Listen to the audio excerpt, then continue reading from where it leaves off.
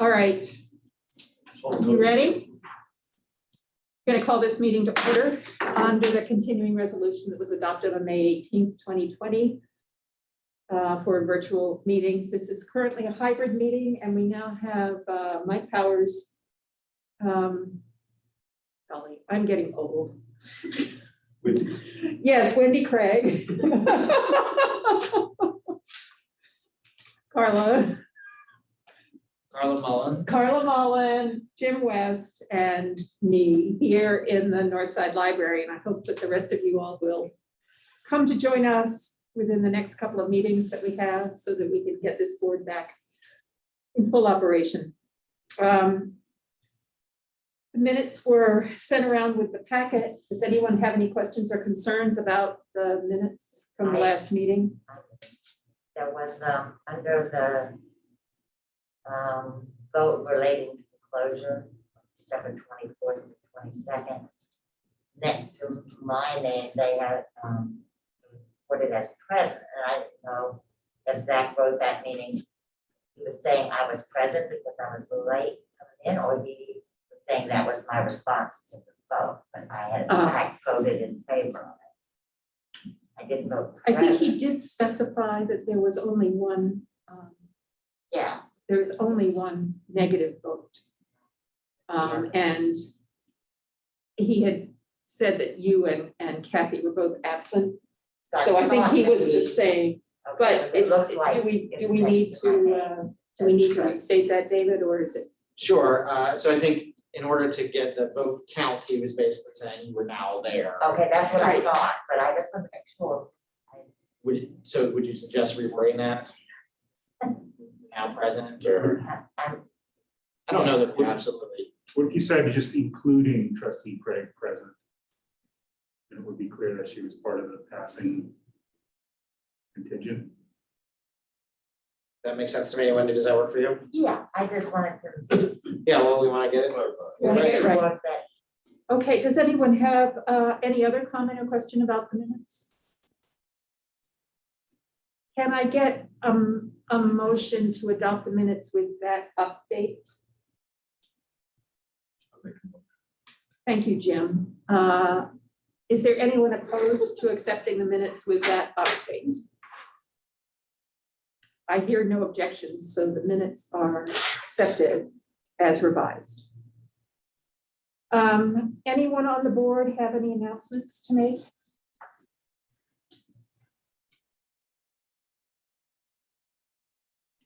The only announcement I have is that the opening of the library seems to be going very well at all the branches that I've talked to. So that's exciting, and it's a wonderful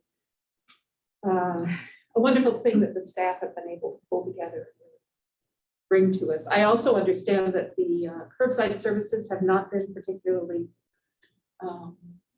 well used lately. So I think that we're probably meeting a great deal of need. Yeah, I think that we have seen the usage dip a little bit in curbside as more people can come in. The folks that use it are very appreciative to have that option because they might have reasons, they might have reasons they can't Not come to in come and don't want to come in. So, yeah, it looks like folks are happy with the schedule that we've set up at most branches. It's concurrent. You can do either curbside or come in at any given time. And some of them it's a little staggered, but it seems to be working well after just 1 week. Okay. It was kind of fun. When I came in today, there was a mother and 2 young girls who came in right after me. And to see the excitement on the girls' faces just made it all worthwhile. It really did. I mean, they were so happy to be back here. And I don't know how long it's been. They could have been here yesterday. I don't understand. But to see that and knowing that we can begin to accommodate that is very rewarding. Well, I think it's really important for David and Krista to convey to the rest of the staff how appreciative the board is of everything they've done over the last 15 Absolutely. months. They will appreciate that. Good. Are there any public comments? If there's anybody, I see one phone call in. If anybody would like to make a public comment, you can raise your hand now to be recognized. I've received no public comment in advance.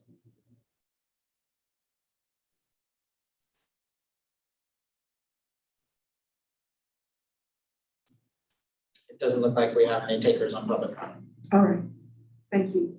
I think for the record, the board recognizes how useful it has been to be able to have our board meetings publicly available to the community. And we have every intention of continuing that in the best format that we possibly can. We are not doing continuing education today, in part because of the experimental nature of this meeting and also because of time limitations. But as far as new business goes, Carla, you were undertaking the fiscal year 22 officer nominations for us. Can you give us a report? Sure.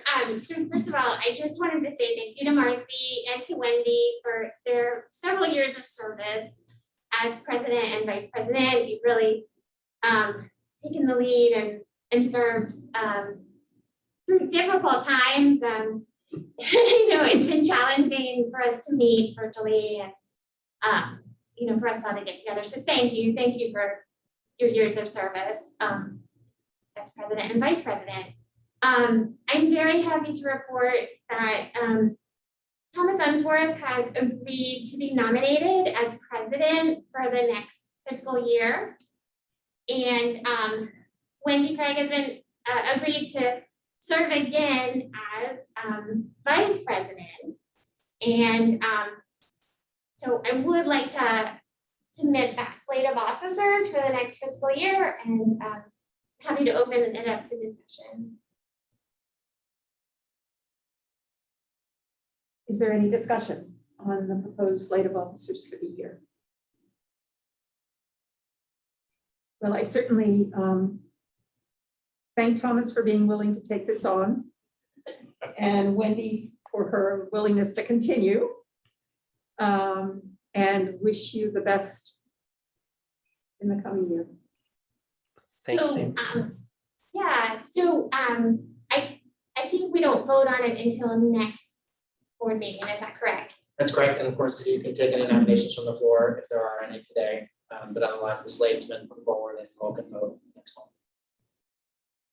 I have to say, I didn't hear from any other board members in the month that we've had, who have expressed an interest in serving, but I appreciate everybody's, all the time they commit to the library board for their individual communities and to the library as a whole.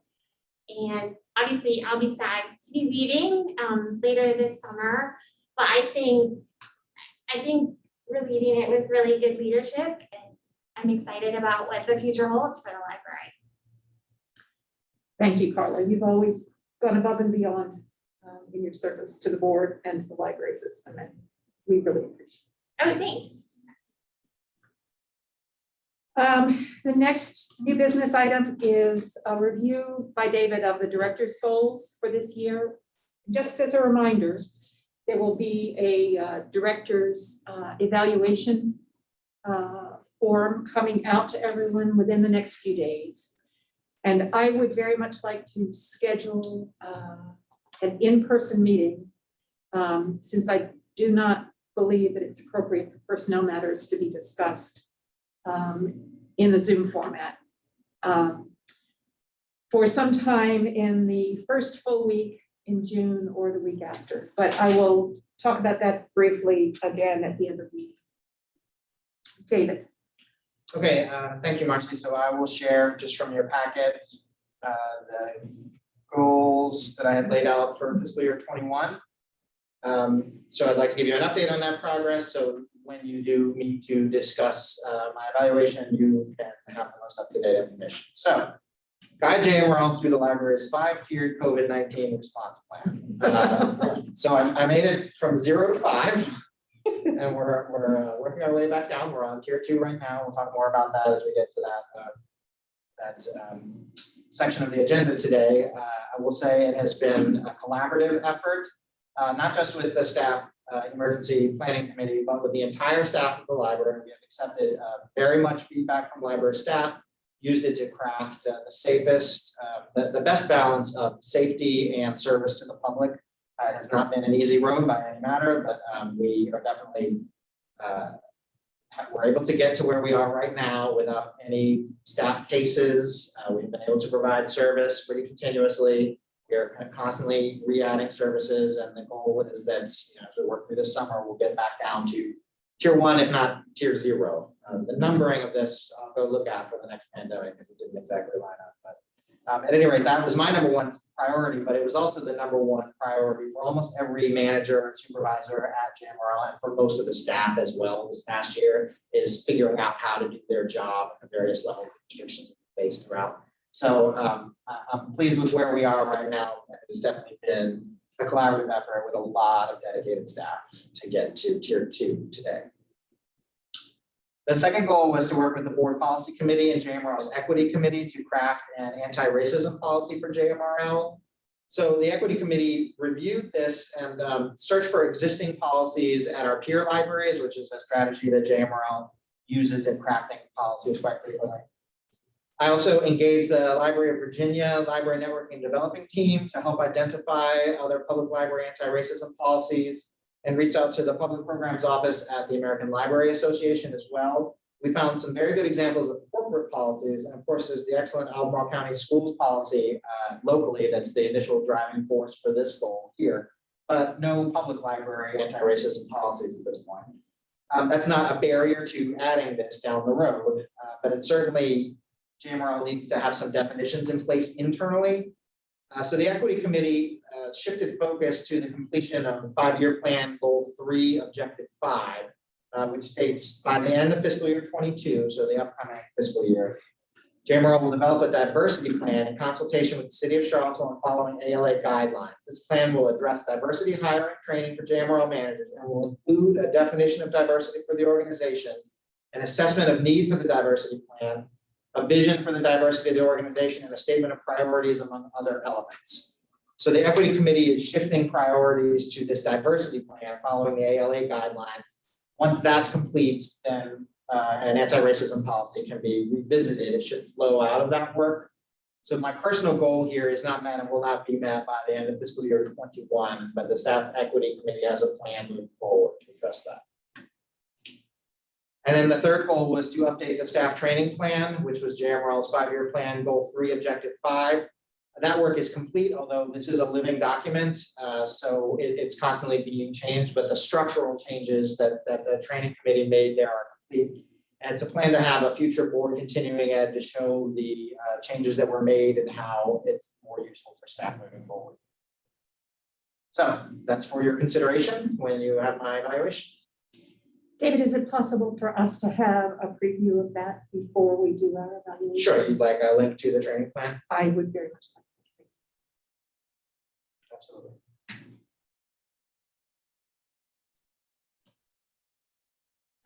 that. This has been an incredibly challenging year. You and the staff all deserve all of our thanks. But we will take our job seriously. One of our most important jobs is to evaluate on a regular basis the library director. So that will happen, and I will report that the results of that personally to David. And hopefully at the June meeting, we have a statement for what the fiscal year 22 goals for you. Okay, sure. Wonderful. Thanks, David. Committee appointments, none, and reports. The policy committee met today in a special session. Bonus, we use the word bonus. Bonus, That's right. yes. Every session is special. That's right. There you go. Only those. That's right. We want to share portraits. So at previous board meetings, we discussed the policy committee's review of the portraits in the library's policy. And we took some feedback from the board and kind of went back with some revised wording. And we today in the committee were able to finalize that and recommend it to the board for a future vote. And the main And so what you see in red on your screen is the proposed, the language, the finalized language that's being proposed by the committee. The question that we had talked about at previous board meetings was, well, we have these portraits. What can they be removed? Can new ones be added? What would be the process for that?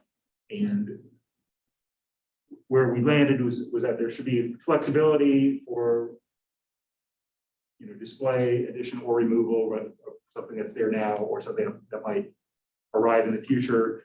And we use the same sort of approach that we used in the updated gifts policy, where it's the library director's this call basically, and it's at his discretion. He can ask the board of trustees to approve or weigh in, but that's at his discretion.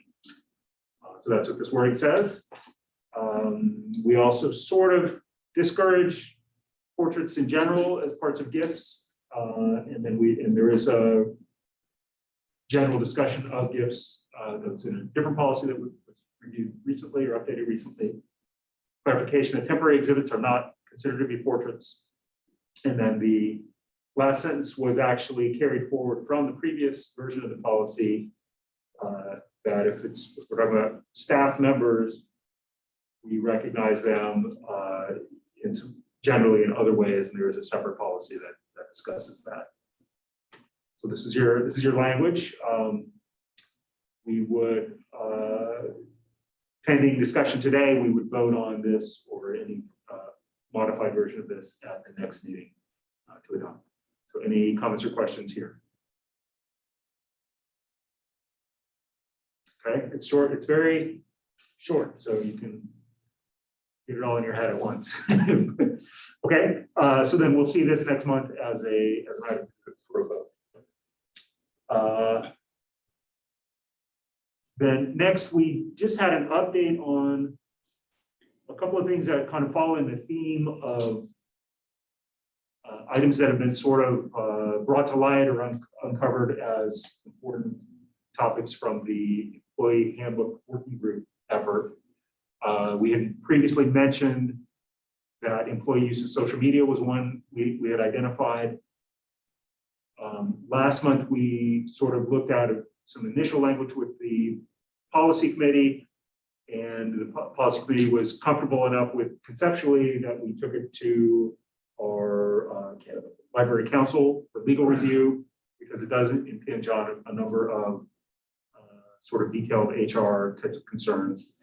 He substituted some language in parts of it, but also generally advised that we wait. There's a current Supreme Court case, and we sort of think that a ruling would come. It's from this term, so we think that the ruling will come in June, which is when court decisions are generally announced. And it may or may not. There's some side speculation of whether it may or may not affect the give guidance in this area. So the update for the committee today was just sharing some of the specific language that was updated, but also the advice to just kind of put it on the back burner until we find from the Supreme Court whether that decision is something that would change our approach, or maybe it really won't change the approach. But that's sort of a 1 month pause. So we'll be back hopefully with once we learn what the scope of that guidance might end up being. Also, as part of the same sort of dynamic of identifying things from a handbook standpoint, the lawyer actually advised, well, in your employee use of social media, you would just point to your discrimination and your harassment policies as part of one of the things that you link to. And we kind of realized, well, City of Charlottesville has a sexual harassment policy, which is pretty detailed procedurally, and that's something this committee recommended we stick with. But we didn't really have a very substantive discrimination policy as an organization. So that the lawyer gave us some draft language for that. And at the policy committee today, we decided that conceptually we did want to add a discrimination policy as a policy level document. There were just a few secondary aspects of that were identified in today's meeting, so I don't have the language finalized. But I think we'll probably have language for next month's policy committee, and if it makes it through, then we'll be able to look at that sort of initially as a board. But that's the recommendation, that we do add a JMRL discrimination policy. Okay, and then similarly, the handbook group identified procedurally was looking for what to tell employees about our accommodation for religious needs or practices. Again, that's something we don't have as a policy, and I think we haven't found something in the city of Charlottesville that's very detailed in that area as well. So the question was, that today's policy committee discussed was, should that be a new policy level document, or should it stay as just part of the handbook as a sort of operational document? And again, it seemed like there was enough legal intersections with existing law that we felt we wanted to make it a policy level document, and then the handbook, in keeping with the existing scope of the handbook, will sort of highlight the important parts that employees need to know. So again, we're at the point of just sort of coming up with, we've conceptually decided that we want to propose a religious accommodations policy. We're at the stage of just coming up with some initial draft for the policy committee to look at, and then it'll make its way to the full board eventually. So those last three are just sort of updates on a couple of directions. Go ahead, Wayne. Did you say you did not find anything in Charlottesville? Well, we need to go back We and need to review. read, yeah. Yeah, I don't remember having seen anything specifically, and this is specifically about accommodations that would be made for staff. It's not to say that there isn't something, Wendy, so that's one of the jobs that we need to do before the policy committee really takes a look at it, make sure there's not already something there. Yeah, you picked up on, I was intentionally wording that in a vague way, because that was just a few days ago that meeting happened, and I don't think we had a chance to really go look back at Charlottesville.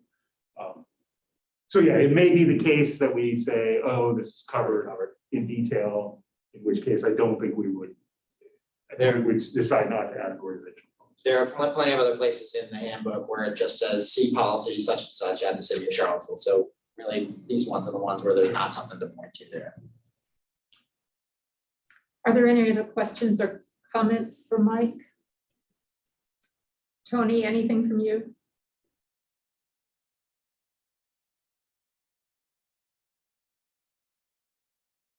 Thomas, anything? Nope, all set. Thank you. Thank you. All right, the next thing is the Budget Finance Committee report from Thomas. Sure. This starts on page 5 of your handouts, or David, if you want to share screen, maybe easier for some folks. We went over the equipment fund requests for fiscal year 22 at this meeting, starting out by looking backwards a few years at previous budgets, just to familiarize all of ourselves with how this had been set up in the past. This is a really tricky one. I don't envy Jerry for having to do this every year. It is one that you need a crystal ball for. The revenue coming in is fines and fees, changes a lot year to year. So we take a best guess at what the revenue is. What was, I think, surprising to all of us was how much the expenses dropped between the budgeted amounts and the actual amounts in any given year. And that represents, we were happy to hear functional savings in the purchasing and not deferred purchases of equipment. So we have been getting everything that was slated to be bought for the most part, just realizing savings in the purchasing of it through contracts at the government level or in other ways that have largely been able to put money into the account over the course of the last few years, as you see here, with the exception being a couple years in there, including this current fiscal year where we spent almost $62,000.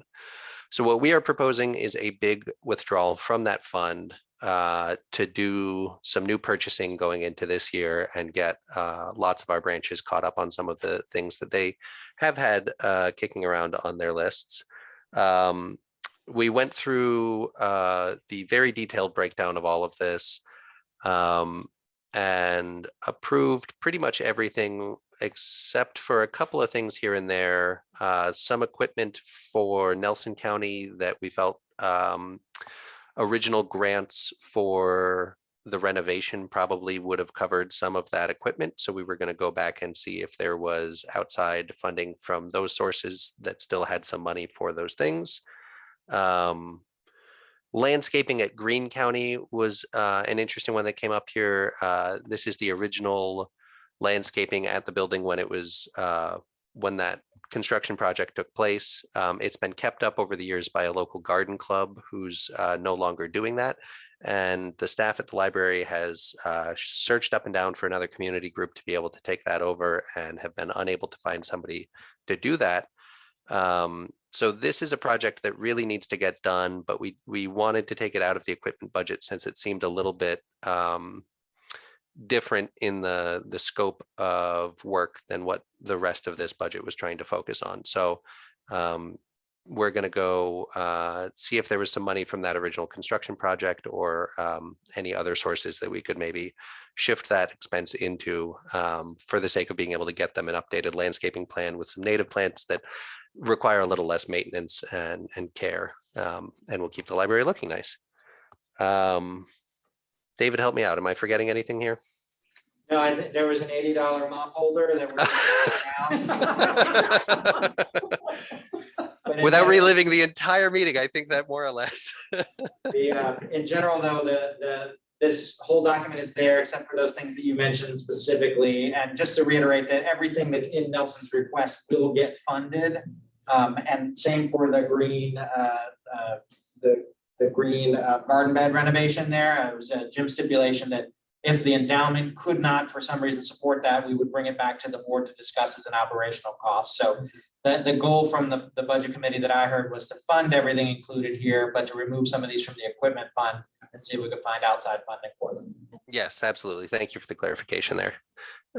So if that sounds good to everybody, happy to answer any questions there, but we will put this forward again next month for a vote, unless we have any more work that needs to be done. The only thing I wanted to mention, Thomas, let me scroll. Sorry for the rapid scrolling. Just because it's a new thing on the final page of that equipment budget there, this is the first year that JMRL has applied for Category 2 E-rate funding, which is federal reimbursement for networking equipment, hardware. Basically, we have been a Category 1 recipient for many, many years, which is funding back for cabling, for data lines, things like that. So there's a large number here of $138,000, but that gets reimbursed. 80% of that gets reimbursed by the federal government. So that application is out. Were it to come back negative for any reason, then we would revisit those individual items here, because this is more of a get this equipment that's falling out of being up to date all at once and take advantage of this. If for whatever reason that 80% reimbursement wouldn't be available, then we would go through and prioritize. But it would be good for the board to approve the whole amount in case we can get the whole amount. And the revenue side of that is shown on the budget for this year as well. So we're projecting both the expense and the revenue in this budget. Right, thank you. So Thomas, a question, if we go back to the general fund, which might be we're drawing from the general fund. And part of that, I'm guessing, is just a big drop in fines and fees. But what are the sort of the top three, and I don't need to line item and look at each number, but just sort of conceptually, what are the sort of the top $3 drivers that we're needing to draw from the fund? Oh, that's a great question. You mean in terms of expenditures, Mike? Yeah. Yeah. One of them is hardware, computer hardware, certainly is at the top there, so. That was the one that jumped to my mind. Yeah, several places that needed updates on hardware. There was a few, I think, large licensing subscription. David, you can probably answer this better than I Yeah, some of can. these things don't address the hardware issue. If you remember from the tech committee meeting, that if we can get the data virtualization project in place in time, then that will probably save some money there on hardware costs. But because it's not quite ready yet, or it's a ways from being ready, I believe, then right now it's replacing computer hardware. There are quite a few software packages that are in there that are annual licensing type things. Yep. Most of those are in In the IT section. the idea, I'm sorry, I can't. Glasses are fogging. I know. I There. can read and follow at the same time. So there are just, smaller packages of things that JMRL pays for annually, like our G Suite, so the Gmail and things like that is $6,300, and those start to add up. There's a large number in here for cameras and mics, similar to what we're using today, Mm. to try and provide some hybrid programming going forward. So a lot of it is IT hardware. Okay, that was the scope of that Okay, was the intent of my question. With the first thing you said, the hardware that's mostly public use stations and not internal. That it depends basically on what the replacement schedule is. I can find that out for you because it tends to be a mix of both. It tends to be finding things that are 6+ years old that need replaced, and it just depends on what that cycle was 6 years ago. Thanks. There was some amount of both, though, Michael. I know, for instance, Scottsville has in here their 8 laptops right on that page that you're on, David. Oh, down at the bottom of the next one. All right, there you go. Yeah. Laptops and Office 365, and that would all be public facing for programming needs. Thanks. Any more questions or comments? As Thomas said, this will be up for a vote at the June meeting, so we'll see it again. And now Carla with the Personnel Committee report. Yeah, so the personnel committee met last week, really to look at the numbers, to bring our staff up to the state mandated $15 an hour minimum wage. And basically, David presented us with the numbers, and we will be presenting this to the budget committee. And a couple of things I just wanted to mention is, I believe the state has mandated that the minimum wage be at 15 by calendar year 2026. Correct. And what we would be looking at is being at the $15 minimum wage by at least fiscal year 25. And this, we would not start it. So we're not talking about the next fiscal year. We're talking about 2 fiscal years from now for the start of the plan. But we need to start talking about it now so that we can talk to our localities in the budget planning, which starts basically in October and November of this year for a full fiscal year from now. And David, I'm not sure if you want to show some of those numbers now, or if you guys are still working. Yeah, we're on still it. working on adding the social security costs that you pointed out the other day. Right. So I don't have anything prepared today. That's to okay. show. And really, there's nothing that we need to discuss about it today, except to say that, basically, we went to the Albemarle County for advice on, how to really look at bringing folks up from, say, the $11 up to the $15, and where to make those steps. At the same time, to deal with a certain amount of compression so that we don't have to tackle that later on. So for each salary range, there will be kind of a low point, a midpoint, which will deal with that compression, and then obviously a high point within that salary. So maybe it's it's like $11 now, we'll eventually get to $15, and then maybe the midpoint would be $16, and then the high point would be $16.50, something like that. What the board will need to discuss is how do we fund it? And when do we fund it? We have in the past used this plan where we take 3 years to fund it. And that's kind of like our MO. And I think our funding localities are used to that. We also could consider it funding it all in one fell swoop. And if we do that, the larger localities, of course, Albemarle and Charlottesville will take essentially the brunt of that expense. And then David's gonna present kind of a hybrid to do both, to spread the funding over 3 years, but to enact the pay raise in 1 year. So we'll have more numbers once we, can add in retirement expenses and that type of thing.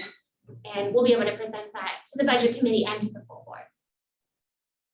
So just Anything to, else? just to give you some ballpark numbers of what we're talking about. Okay. The personnel committee agreed to the methodology that JMR's been using, which is called, and to write it down, salary penetration, basically, because there are various ways to approach this whole thing. But generally, we think it's going to be to raise the minimum wage to $15 and deal with compression up to $17 an hour, basically. So that would be the window that gets affected. Salaries from our current $11 this next fiscal year up to $17 would cost somewhere in the range of $250,000 to $280,000 to do that all in one fell swoop.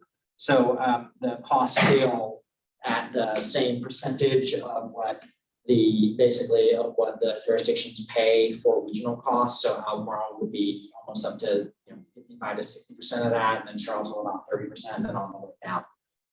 And so, as Carla described, we could do that a couple of ways, but I'm very interested in the budget committee looking at using the fund balance to try to make the adjustments sooner rather than later, but then pass the costs on to the jurisdictions over a few years. So there's work to be done on the budget committee side, and then they'll have to bring that back to the full board for a real honest discussion about how can we make this a priority and get it done.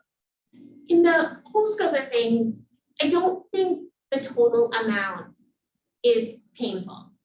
And it will most greatly affect the support staff people, those folks who are currently, actually some are under, $11.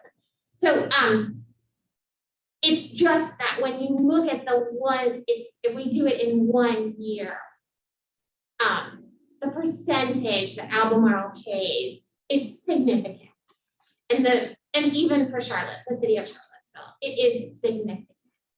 So if we can essentially, it's almost like a match program that the fund balance would help pay for it, trusting that the localities would pay their portion over the 3 years. So it's a work in progress, but I think it is very doable. And hopefully the board will be open to, this creative method of funding.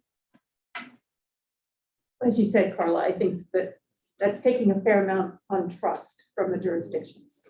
They're going to have to come up to these levels as well.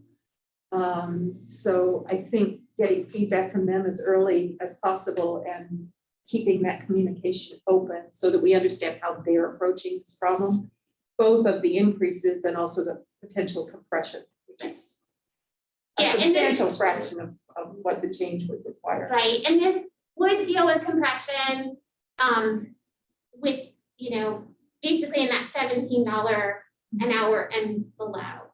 I will say that, the city and the county, Albemarle County, they're already dealing with a $15 living wage for their employees.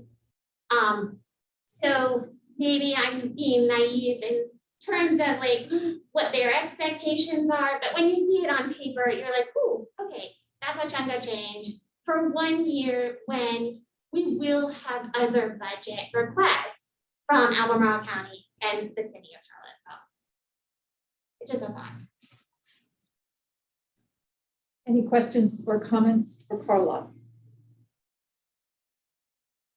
Tony, anything? Thomas? No, but thank you for all your work. Thanks, Carla. You've taken on a lot with that. It's really, David and Zach have done all the number crunching, and it is quite a bit, because we are looking at it really position by position versus like a whole scope of positions. But I think it does lend to, you know, David's plan to do a lot of cross training, and yeah, it would be nice to kind of be ahead of the curve instead of always behind it. Great, thank you. Moving on to old business, we have the fiscal year 22 schedule of library closings that was discussed last meeting. So, and actually the board accepted that schedule last meeting, but I did want to follow up. There was a question about election day and whether or not to give, to close the library or come up with some sort of other solution for staff in order to ensure that they had a chance to vote. And I brought this to the JMRL managers to discuss. There was some support for adding close time, and the majority of managers felt that this could be handled internally without any loss of service hours, so that managers would just make sure to be flexible in scheduling on that day and go out of their way to communicate to staff well in advance to make sure that everybody has had the chance without losing any service hours to go do that. So that was the overwhelming conclusion there. So I think at that point, the schedule of library closings as is good to go. Great, wonderful. Any questions for David about that, since it was fairly intensively discussed at the last meeting? No, but I appreciate the follow-up on that last question. Thank you. And I'll say I'm pleased that we kept the focus on our mission, which is to provide library service. I think that needs to be the priority. Thanks. Next, we have a vote on policy 2.8, which was presented last month, staff memorials and commemorations. Do you have anything that you want to say about that, Mike? We presented this and discussed it last meeting. I'm just reminding myself. So no, I don't, and the changes seem to be, I think, were pretty minimal. So no, I don't have anything to.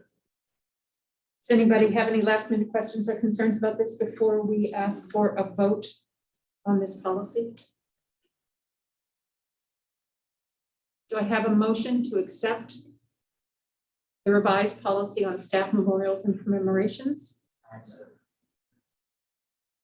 But Jim? Wendy. Wendy. Okay, I can't hear. So Wendy has moved that we accept this policy. Are there any negative votes on this? I think it's probably the easiest thing to do. Tony and Thomas in particular. I will be voting in favor. Thank you. I believe this policy is passed with the members in attendance. We should have definitely enough for a quorum for that. The next item for business is the fiscal year 22-24 technology plan, Wendy.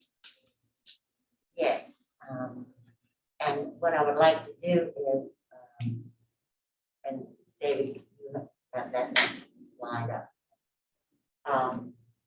And hopefully everybody's had a chance to look at this, but what we'll do is kind of answer some questions, look at the primary focus, before we again recommend the tech plan, the 22-24.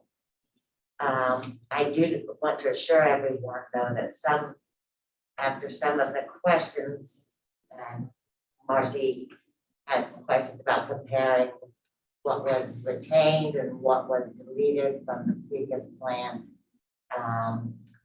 that wasn't obvious if you didn't take the time to look through that, but I want to assure the rest of the board that Mike and I and the tech committee had done just that, and so we were trying to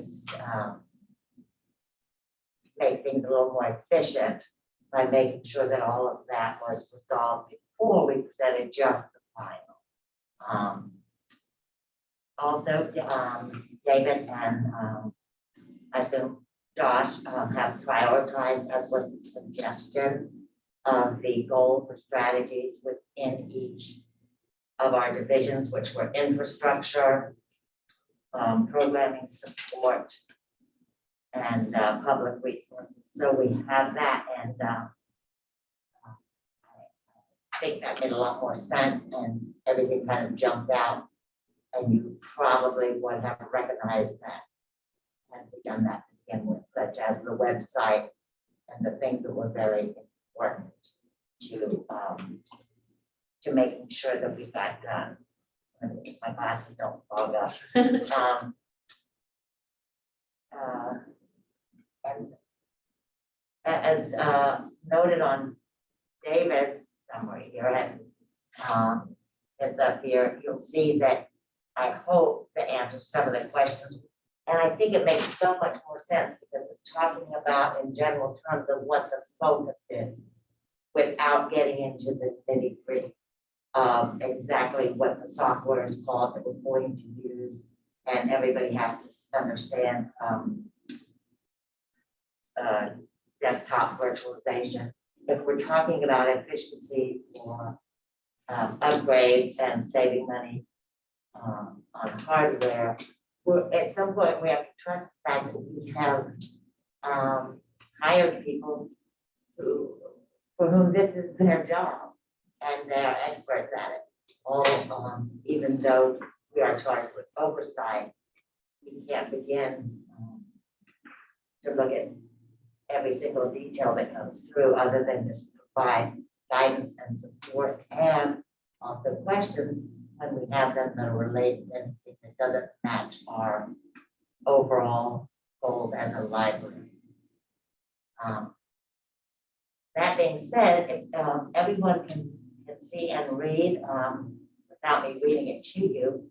I think the real one very important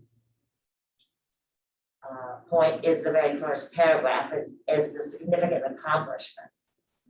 And so those are the new phone systems to the 3 branch libraries, upgrading audiovisual capabilities for staff and the public, overhauling the public catalog, adding circulating streaming media and implementing online library card sign up, and adding credit card acceptance at the service desks. And those were all goals that were accomplished or in the end stages here.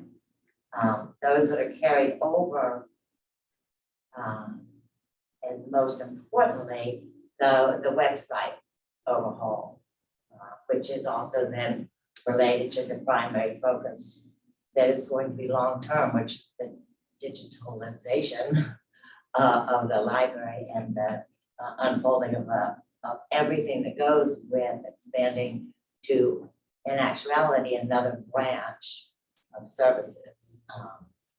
So everyone, if you're looking through here, is there something that was not covered or that you still have questions on? Because access for the public still remains the driving objective for what we do, and we have to, you know, all the explores and investigate are just tools that the technology division is using or exploring. I mean, they're using that as their direction to make access easier in whatever way they can, and we just have to appreciate and understand as we go through how this changes so quickly. Are there any questions from anyone up there on the big screen? And thank you, David, so much, because this is, I think, how it should be presented. There's no way I could have incorporated, it's not all seen. in my- Well, thank you for the feedback and for guiding and committed to this point. Yeah, I think it's good. Then if there's not any discussion or questions that need answered, I recommend that the board adopt the technology, the tech plan as appears. Following through, did everybody have a chance, or did you appreciate the prioritization of the points? Then I would recommend that we adopt a plan that follows on. David, are you ready for us to have a vote on this today? I think you can vote on it today. It hasn't substantially changed. So. All right. I too appreciate the summary that David and Josh worked on and the prioritization. I think it made it much clearer what the goals were. Do I have a motion that we accept the new 3-year technology plan as presented today? So moved. Thank you, Carla. Are there any further comments, questions? Good. I think that I will go through and ask for a vote on this one. Thomas, Yes. Aye. Mike, Yes. Tony. Tony, are you there?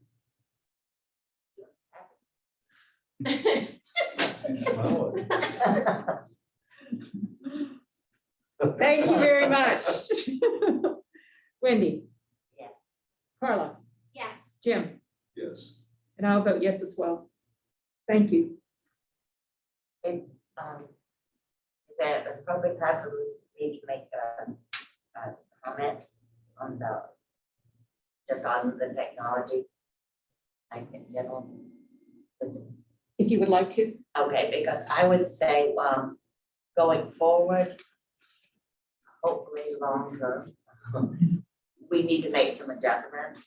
And maybe we can, as a committee, knowing other members here might. So, the technology subcommittee. Breakers Committee member, right? Jim? Oh, yes, I'm sorry. Yeah. I know you out. I didn't mean to interrupt. Go ahead. Thank you.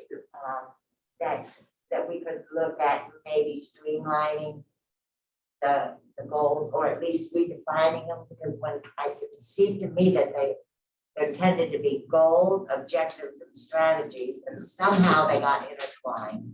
And what we're looking at are sometimes strategies, but they're really actions that belong to the departments and not to our discretion, maybe to our explanation, but a lot of it was activities and actions that are taken to achieve a particular goal.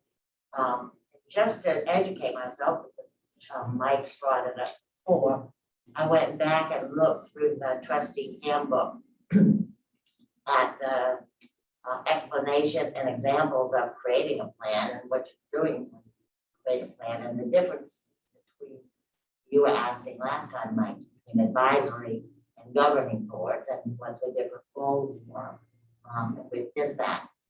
Part of what struck me, then I went and looked at other people's plans, and I really wanted to be on Alexandria Libraries, which had 4 points for technology with 2 items underneath each one for 5 years. And I just picked that because that was my library. And I looked at several others as well. And so what I noticed was that their goals and their objectives were much more defined, as David did here, what the focus is on digitalization, and that lends itself to digitizing the archives so that we're not listing. If we're moving to digitalization, we're moving there, and how it affects each department comes under. But that's just my 2 cents, because it was, and I looked at several others and see where we were. Where we just seem to be much more detailed. Yeah, I think I would support that, and especially I think the appropriate place for that is in the 5-year plan where we have a technology section, which right now just says key technology plan. But maybe the tech committee could really get together and think about what goals, because the 5-year plan gets reviewed annually, so that means that next spring, there'd be a chance to add, even though there's only at that point, 2 more years left in the tech plan, in the 5-year plan, that would be a good place to really set those high level expectations. So I think that's great. I totally agree, Wendy. I think it'll make it easier for us to see the direction that we're heading in, and not get lost in the weeds. And I think it'll also be a good way to educate the board about what's coming down the road in ways they can understand. So, But if I can add to that, I think there's an important additional piece, which is there needs to be a review and oversight component. Hey, we set the goal this year, but at what point in the process does the board get involved to say, did we accomplish these goals and how did we accomplish those as well? So I'd like to see that, accomplished as well. And I remember we did mention that before in terms of updating the reporting, so we're not waiting. Right, yeah, more. So then we can have a better handle on that, Exactly. absolutely, and that is also in the trustee. But I think you're right. Discussion of it in yeah. terms of making sure, because that comes under that, in terms of evaluation Right. and yes, accountability, most of. And I think that to me, it seems like that's an appropriate role for the technology committee to take on, during the year, like meet more frequently, hear these updates, and then report back to the full board on, well, here's what we heard, here's where we are, here's what we need. Yeah, And or it's sometimes not working. Here's what's not working. How often do you meet? It's Once once a a year. year. Oh, yeah. good. Any more comments or questions about this? I think we've made a lot of progress in Thank you, Wendy, for doing all that. moving this forward. David, the COVID response update? Okay, so I have been sharing statistics with everybody from tier 3, but since we're now in tier 2 and we only have 1 week of data, I don't have full stats to share. I can share, I got a chat this morning from somebody at one of our branches who said they had 2 different phone calls, just lauding JMRL and being so excited about being able to walk in without appointments. And I'll share an email I got from a staff at another branch. I wanted to take a moment to pass on some of the genuine and kind words from patrons this week. Of all the things I had braced myself for this week, I never dreamed I would hear such an outpouring of appreciation for JMRL from almost every patron I've encountered. Patrons truly appreciate all the decisions and changes the UPC made at every tier and value the work over the past year by everyone at the library. Several patrons have genuinely said with misty eyes that they and their families truly could not have made it through this whole ordeal without the library system being there throughout. So, in lieu of stats, that's a personal story. I also heard a story about somebody walking into one of the branches and kissing the floor in gratitude, which is a total violation of COVID. I don't like that at all. They wear masks. They wear masks, yes.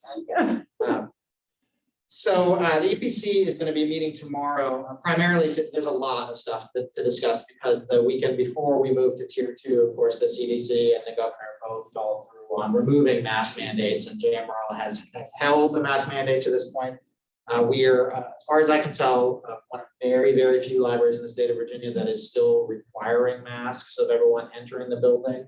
So the EPC is going to be reviewing that tomorrow. Likely we will begin to scale back on some precautions throughout tier 2 because of that news from the federal government and the state government. Begin to add back in some furniture with the goal of freeing up meeting room space. So our goal is to leave with a time frame for that tomorrow. Masking is very tricky because you don't want staff to become mask police.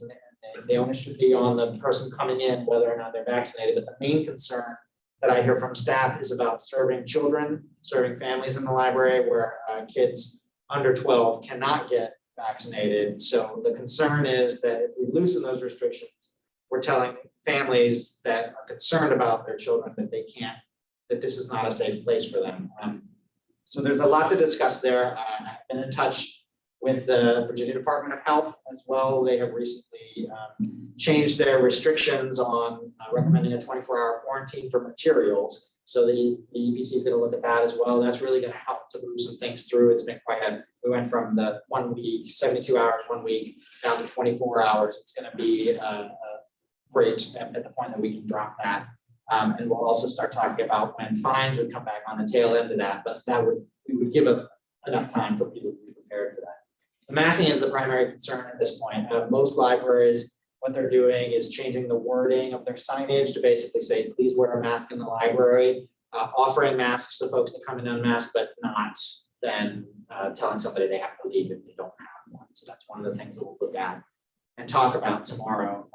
Patrons have been very happy. I think staff have been very happy in Tier 2. It's removed a lot of restrictions that they had in terms of making appointments, monitoring patron usage of the library, and put them in a very different situation than they're used to with people coming in and taking advantage of the resources. So we're all thrilled. Of course, we're thrilled with the COVID numbers locally and how good they have been. The vaccination rates in our jurisdictions are very high.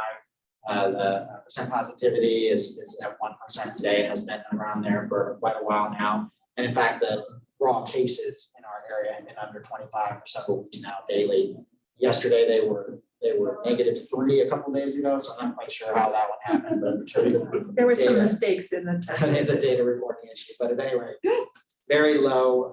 I'm interested in any concerns or feedback that the board has on this while the EPC moves forward with starting to open up even more than Tier 2 is allowed. And I would love to get to a point this summer where we're back in Tier 1 with basically normal circumstances. So I need to wear my pediatrician's hat here. Please. But I would really strongly encourage the library to maintain the masking until we know that we can get children vaccinated under the age of 12. That is the growing population worldwide for cases. And I think it's going to be the vector here in this country. And hopefully the schools are really moving into vaccine mode to try to provide it as soon as the approval comes through, even emergency approval for younger children. But until then, I really worry that some of our families won't feel comfortable bringing their unvaccinated children into the library. As much as I value the library, I think its biggest mission is for our kids. So I hope that the PC will take that into consideration and be reluctant to relieve the pressure for wearing masks in buildings. As much as I mentioned the positive interactions, there have been some negative masking interactions. It puts a tremendous amount of pressure on frontline staff, a tremendous amount of pressure I understand. to have a customer service situation in which the person says, the president and the governor told me I can come in this way. So it has been difficult. It's not getting any easier. So it's going to be a very difficult choice for the EPC to make. I think looking at what's going on in the schools in all of the jurisdictions is probably something. Well, the schools are still under the mask mandate. I understand that. And I think that that's something that we need to take. Right, especially when we coordinate other restrictions or whatever, weather related. And actually, the governor said that, it's up to the business and the organization, they can still choose to request masks. The business is the wording, and J. Morrell's not a business, But a nonprofit, like, not a nonprofit either. What about the counties in their offices? yeah, Yeah, I mean, they're at different levels of reopening now, so that's one of the things that the EPC needs to get more info on. I know that I saw Albemarle County reconstitution plan, and they're basically going to be allowing more individuals back into the buildings. They have a procedure in place if someone refuses or doesn't want to wear a mask, basically, that they will allow them in with certain restrictions. Marcy, would that look like, from your feedback point, would that look like maintaining the full mask mandate for everyone, or saying something like, if you're under 12, we know you're not vaccinated, you can't have been vaccinated, so that it would apply to under 12? Well, I think it definitely needs to apply to the younger children, and their parents need to be encouraged because they won't be coming into the library. But it makes it really difficult when you see some people unmasked to continue putting that requirement or suggestion. So I understand completely the pressure that staff is under from the occasional individual. Maybe we're looking at it Yeah. as negative and not positive. Maybe we can have lottery, what are they giving away in Ohio? You Incentives. win money if you have your mask on. So, well, maybe we have to think of the incentives in a really positive. That I haven't thought of a way to do that, but that's I think we're in a really tough position, a really good one.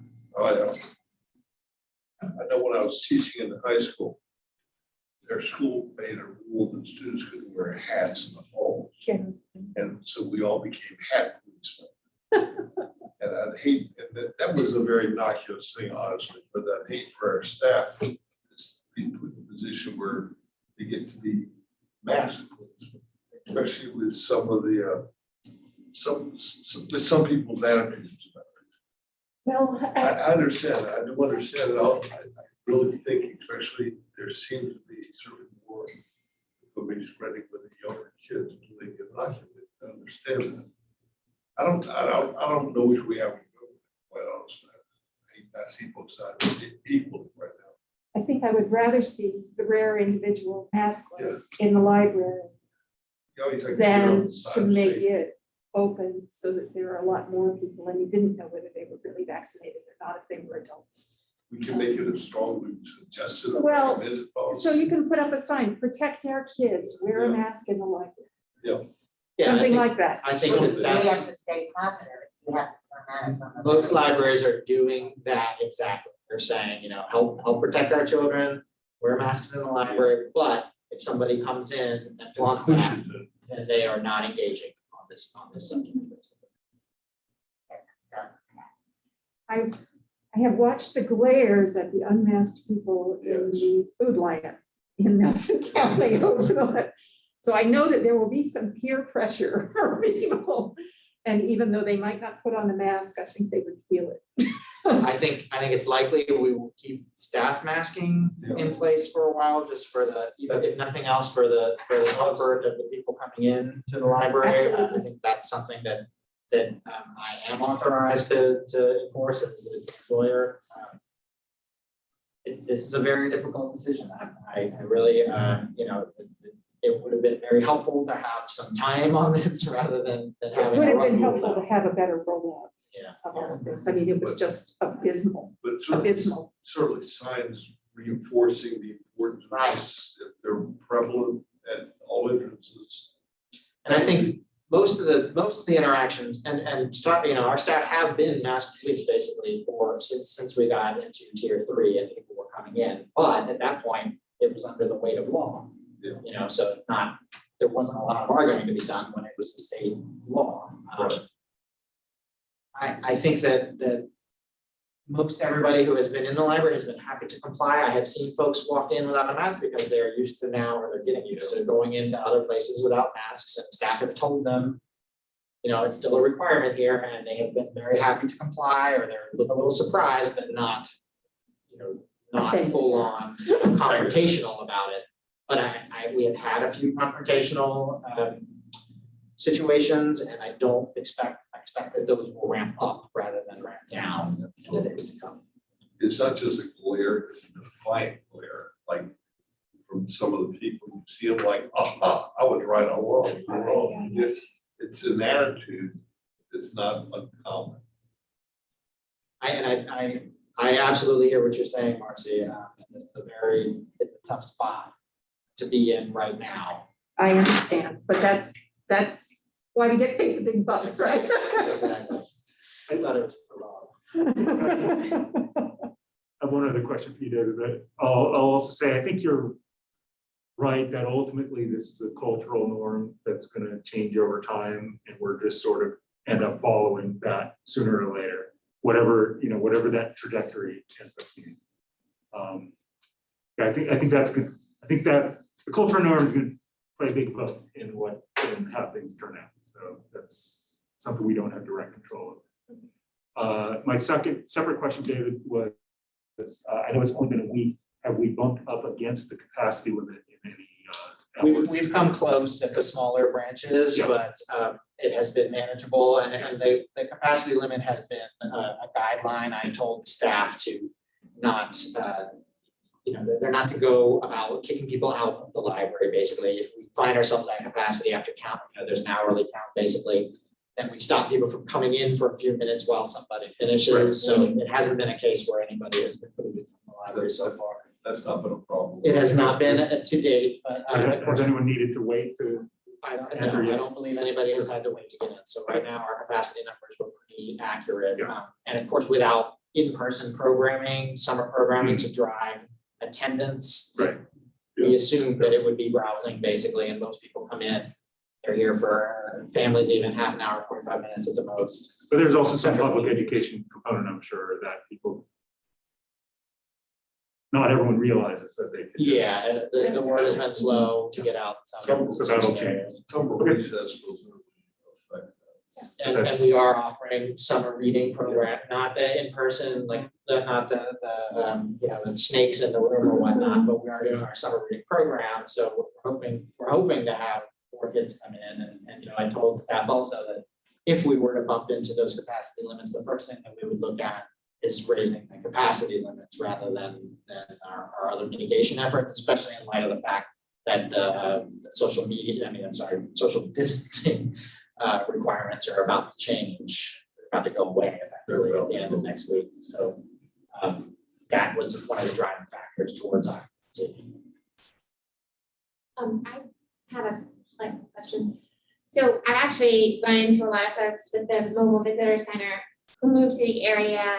They have their virtual card, and I've told them that the libraries are open. So are people converting their cards? Have you seen an uptick on that? We have seen some folks coming in, turning their virtual cards into in-person cards. Yeah, that's a gratifying thing. They've been very happy to use the resources when they were away from the library and actually be able to come in with family and get books. And they're excited.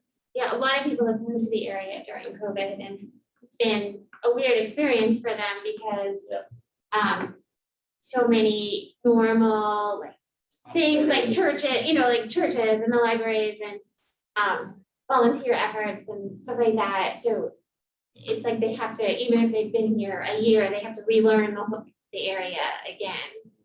But that is one of the questions right now. They just didn't realize the library was open. And the virtual card application is still up as well. Okay. And even, the staff was thinking, oh, well, we've been open and offering Right, appointments for yeah. a long time. I mean, I But would say that. there's just a big difference, I think, in the end user and the customer's mind about, oh, I can just come in walk anytime right I want versus like I need to come next Tuesday at 2 o'clock. Great. Anything else? No, nothing else on that. Thank you, Marcy. Okay, and you're on again, fiscal year 22 budget. Yeah, actually, I don't think there's anything to report here. We've got all of our jurisdictions have approved JMRL budget requests for this year. So Thomas did an excellent job presenting the equipment budget, so that'll get tacked onto the operational budget. Be ready for go on in June. This is a record. Yeah. It was a good budget year. Good enough. Library director's report? Just a few things. I will report on the job changes that we're having. I know some of you are aware that we've lost some members of our management staff, and we're starting to fill some of those positions. So normally I would have the folks come in and say hello, but maybe later in the summer we'll be able to do that. But I'd like to welcome Catherine Fay, who's JMRL's new Reference and Adult Services Coordinator. Has been at JMRL for 1 week now. She comes to JMRL with previous experience working at Radford and Montgomery Floyd libraries. I'd also like to welcome Sarah Elizabeth. Elizabeth is the last name, who will be joining JMRL as the library's new digital services coordinator. Sarah has most recently been working on a web application usability for the UVA School of Medicine. She has a master's degree in user experience design. And Ann Lindbergh has been promoted to be the branch manager of the Scottsville Library. We're all very excited about that. She has worked as a children's specialist for the last few years there. And on the flip side of that, Jamrell, sorry to be saying goodbye to Jesseline Braswell and Josh Howard, the library's public relations specialist and our technology and collection management, collection manager, are both leaving. Jesseline's already gone. Josh will be with Jamrell through the end of June. Both jobs will be advertised soon. Jesseline's last day was a few weeks ago. Josh ended June. A few other things. I'm happy to announce that Jamrell has been partnering with Matt McClellan, whose name has come up here a few times for various literacy programs, and the Virginia Festival of the Book on a new web show called Mac's Corner. The concept of the show is to promote reading for area youth, and Mac will be highlighting library services, including doing some filming in and around the library, and sort of showing kids how to get cards and things. Albemarle County's Office of Equity and Inclusion launched their first community read in partnership with JMRL.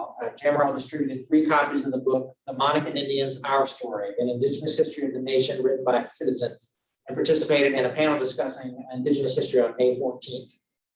So that was a big success, and this was Albemarle's first foray into a community reading, and we're very happy they thought of JMRL as a partner, so look forward to more of these moving forward.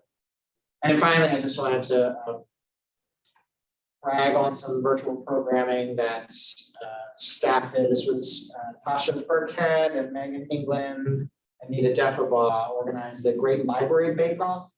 Oh, yeah, I saw that. It was Yeah, a that's kickoff of great. the Great British Bake Off. But here Yeah. are the showstopper cakes. I won't Yeah, go through all of amazing. them, but the Life of Pie cakes. So people bake these things Yeah. and submitted electronically, submitted pictures of them. Wow. If you give a mouse a cookie, Oh, gorgeous. I wanted to get to the Jammerall theme on some pig, that's Charlotte's Web. It does land well. The language of flowers, a secret garden, a bit of delicious Alice in Wonderland. This is all virtual, how do we spell it? I know. Bookworm's Dream, Charlie and the Chocolate Factory, this is the Chocolate River. Yeah. Let's see, a cake on fire, like catching fire. I'll have to check with our lawyers on the liability issues there. Just the book's so close, that's the only issue. Yeah. Taylor Peter Rabbit, you can see this person has a marzipan, Yeah, I love JMRL card. And another Charlotte's Web, popular one. Three Little Pigs in Mud. And Oh, look at tribute that. showstopper. So just overall, there were dozens of entries here, and you can view them all from JMRL's blog. But I just wanted to share, especially the JMRL team, wanted to see what a creative and inventive program it was, and then how much the public really enjoyed it. Responded. So that is all I have to report for today.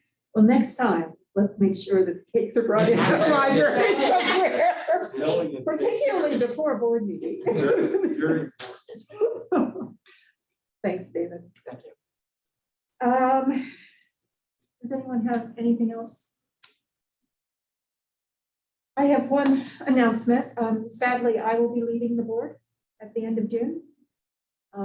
We have at least one really spectacular applicant in Nelson County. She was very active on the Grow Nelson Library Committee, is an educator.